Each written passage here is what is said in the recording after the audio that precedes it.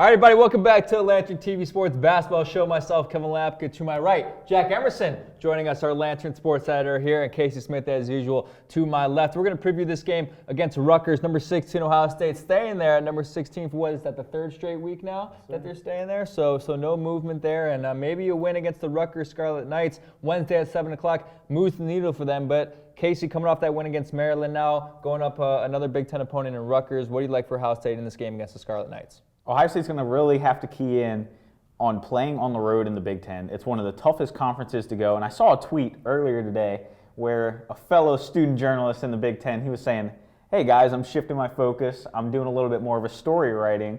I'm thinking about doing a student journalist trapped in a different stadium, no matter what the stadium is. Where should that stadium be? Somebody replied with the Rack, where the Scarlet Knights call home, Jersey Mike's Arena. It is hell in a cell, as some John Rothstein would say. It's a very small venue, but it's right up there with one of the toughest venues in the Big Ten to compete with.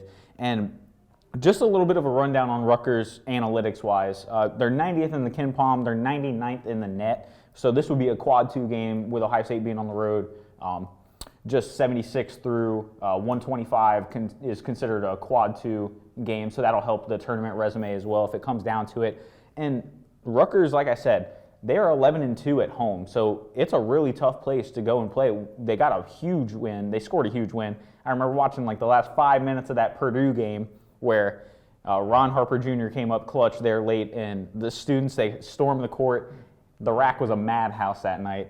And they've had a knack for the dramatic as of recently. 5 of their last 6 games have been decided by a total of 16 points. And that 6th game that wasn't decided by like a close 8-point or less margin, they blew out Michigan State. So Rutgers, they're going to have Ohio State's best shot this Wednesday. And Ohio State, they need to key in well or else they're going to get upset. Yeah, I mean, they're coming off a big win against Michigan State, February 5th against number 17, Michigan State. What is one thing that you think they do well? What do they bring to the table, Jack, that you think could, maybe spark an upset potentially at the Rack? You know, it's interesting. I think it's funny that you mentioned that it's a quad 2 game because it almost feels like you go into the Rack and you're playing like Duke at Cameron. It's a crazy environment. So, the one thing that Rutgers does really well is they play really good team defense. They're second in the Big Ten in points allowed with 64.8. They only allow teams to shoot 40.8% on them, and when you go inside the 3-point line, they only allow teams to shoot 45.2%. So that's 25th best in the nation. So it's tough to score on them inside. I think what you'll have to see is, a guy like Justin Arns is going to have to have a big game. He'll have to show out like he did against Maryland. You're going to have to see a lot of production on the perimeter if you want to beat this team because they really bring it. They bring it on the inside. So. Yeah, for sure, Jack. And on the offensive end, they facilitate the ball real well. They're 9th in the country in assists per field goals made with 355 total assists. Out of the 358 Division I college basketball teams, that ranks 45th. And they're led at the top by Paul Mulcahy with 119 assists and Geo Baker with 73. And just to put that into perspective for y'all, Ohio State's assist leader is Jamari Wheeler with 66. So it's just insane to think about that those two guys are combining for up over just about 192 assists. And Ohio State's leader is at 66. So Ohio State on the defensive end, their guards are really going to have to be active between Jamari Wheeler, who's been dealing with that nagging injury. We saw him in the walking boot just a week ago. And then also Malachi Branham as well. Still a young kid getting adjusted in the Big Ten slate of things. We've seen a little bit improved on-ball defense, but I think Ohio State's really going to have to key in on that. And when they do dish the ball, it's mainly going to Ron Harper Jr. He plays the 4 mainly. Like you said earlier today, 81% of the time he's playing the 4. So he's averaging 15.9 points per game, which is 11th in the Big Ten. And Ohio State on the defensive end, like I mentioned, they're going to have to really be keyed in. They've struggled against top scorers this year with Johnny Davis, Trey Jackson Davis, and Jaden Ivey just going off for 20-plus points a game. And so I think that defensive aspect that Ohio State, Jamari Wheeler said they've really been keying in on that side of the ball, especially down the stretch in the Big Ten play. it's really going to be important and a factor this Wednesday if Ohio State wants to come away with the win.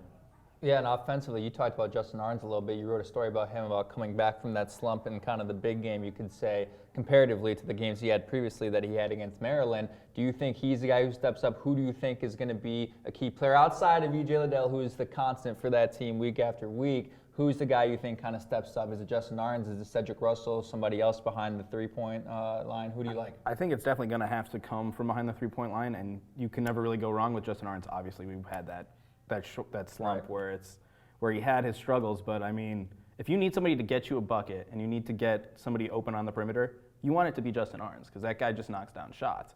I mean, obviously he had that rough go, but if you want to run sets for guys and you want guys to make threes and you need guys to make threes, it's got to go to Justin Arns.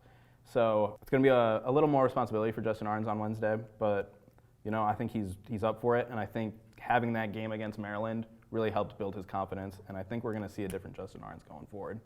It's like in baseball, right? When you break out of a slump, sometimes it lasts for a little bit. You get on a hot streak, and that could be the start of it. So you heard it here from Jack. Justin Arns might be, once again, the player to watch for Ohio State against Rutgers Wednesday night at 7 o'clock at the Rack. Anybody know why they call it that? It's an acronym, right? It's to be the Rutgers Athletic Center. Rutgers Athletic Center. Now it's the Jersey Mike's Arena. Now it's the Jersey Mike's Arena. But at the Rack, Ohio State, number 16 Ohio State, looking for a big-time Big Ten Conference win. For myself, for Jack and Casey, that'll do it for the Lantern TV Sports Basketball Show. We'll see you guys next week. Take care.